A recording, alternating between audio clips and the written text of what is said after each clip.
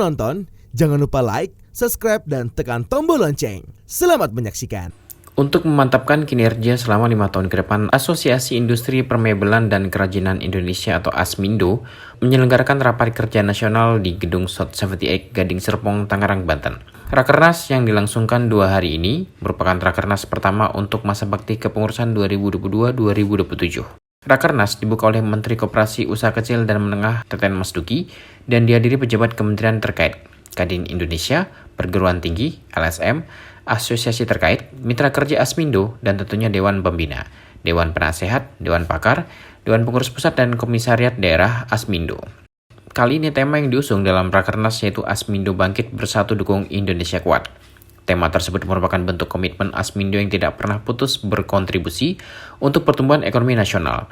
Dalam sambutannya, Menteri Teten mengapresiasi tekad ASMINDO membantu pemerintah meningkatkan pertumbuhan nasional, salah satu yang dituangkan dalam Rakernas ini. Menteri Teten menegaskan pemerintah selalu mendukung pengembangan UMKM tanah air termasuk sektor permebelan dan kerajinan. Dukungan yang diberikan pemerintah diaplikasikan dalam bentuk sejumlah program, di antaranya program pemerintah belanja produk dalam negeri. Dalam program tersebut, pemerintah mengalokasikan anggaran 40% dari APBN untuk membeli produk-produk UMKM tanah air. Meski demikian, Menteri Teten mengingatkan agar UMKM tidak mengabaikan kualitas produk pasalnya dalam program belanja produk dalam negeri, pemerintah tetap memperhatikan kualitas produk. Oleh karena itu, Menteri Teten mendorong UMKM untuk bermitra dengan usaha besar agar produk yang dihasilkan memiliki kualitas yang tinggi. Tak berhenti di situ, pemerintah juga tengah mengupayakan pembebasan biaya masuk produk Indonesia ke sejumlah negara terutama Eropa. Salah satu negara di benua Eropa yang menyepakati biaya masuk ini adalah Swiss. SECO itu menempatkan Indonesia menjadi mitra dagang terpenting. Ya, jadi mereka bilang Indonesia is our focus, our priority. Nah, apalagi kita dengan Swiss sudah menyepakati SEPA Free Trade Agreement sehingga kita masuk ke sana itu tanpa bea masuk. Nah, dengan Uni Eropa ini alot belum berhasil. Nah, sehingga kita bisa menggunakan pintu masuk lewat Swiss, baru masuk ke pasar Eropa lain. Meskipun nanti ada pembatasan sekitar 40% itu. Tetapi Swiss ini kan juga di sana ada sekitar 2.500 perusahaan menjadi supplier dunia. Nah, mereka butuh barang. Karena itu kalau dikit negara-negara seperti Indonesia itu punya badan promosi ekspor, kalau Swiss badan promosi impor. Jadi mereka butuh barang memang. Nah, ASMINDO sangat berperan menurut kami dan perannya sangat strategis dalam pengembangan, peningkatan daya saing serta memperluas pasar UMKM di dalam dan luar negeri. Nah, karena itu kita ingin bermitra terus, Pak Redi, sambil kita rumuskan kemitraan ini yang jauh lebih operasional. Ya. Terakhir saya mengucapkan selamat dan sukses atas Rakernas ASMINDO. Semoga Rakernas ASMINDO bisa menghasilkan rumusan percepatan industri dalam negeri untuk masuk menjadi kekuatan dari pertumbuhan industri furniture nasional. Ketua Umum ASMINDO Dedi Rohimat menyampaikan terima kasih atas dukungan pemerintah kepada ASMINDO. Dukungan tersebut menjadi pemicu semangat agar ASMINDO dapat meningkatkan kualitas kinerjanya. Dedi menjelaskan dalam program kerja ke depan, ASMINDO akan berkonsentrasi untuk menggarap pasar domestik dan juga membidik peluang pasar ekspor. Untuk mencapai semua itu, ada 4 misi, yakni pertama, mendorong tumbuhnya inovasi dan kreativitas pelaku usaha di bidangnya. Kedua, menghasilkan produk yang mempunyai nilai produktivitas yang tinggi dan memiliki nilai tambah optimal. Ketiga, membangun citra positif sebagai produsen mebel dan kerajinan di tingkat internasional.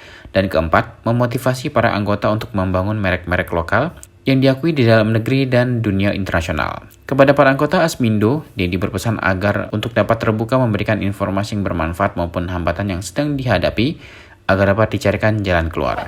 Pertama, kita memang mau mendorong tumbuhnya inovasi dan kreativitas daripada semua anggota kita, ya. Kemudian menghasilkan produk yang mempunyai nilai tambah atau produktivitas tinggi dan memiliki nilai tambah optimal, ya. kemudian membangun citra daripada kita sebagai pebisnis furniture, mebel dan craft di mata internasional sehingga kita memudahkan kita untuk ekspor, ya. Kemudian kita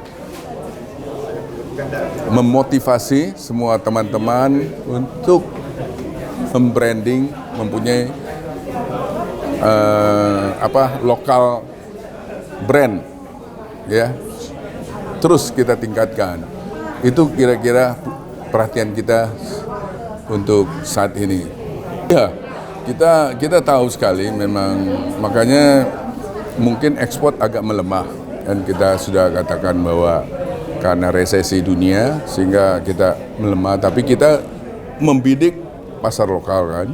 Pasar lokal tentunya dari pemerintah tadi Pak Teten saja sudah katakan akan 40% daripada produk pemerintah itu harus dikuasai oleh UKM, harus beli dari UKM. Nah, ini adalah suatu kesempatan untuk Asmindo, ya, untuk